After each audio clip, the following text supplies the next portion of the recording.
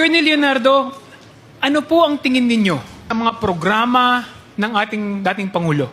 Kung ano yung nagawa niya sa ating bansa, sa totality ng kanyang mga naging programa? General opinion lang po ang may bibigay. Noong 2016 po, o prior 2016 po, napakagulo ng sitwasyon sa buong Pilipinas when it comes to drugs, Mr. Chair. Talaga pong kahit kaming mga pulis, nakita ko po halos hindi na po namin pansinin yung mga gumagamit ng droga na maliliit lamang dahil ang dami pang dapat na unahin yung pong mga pushers and mga drug lords noong mga panahon po na yun.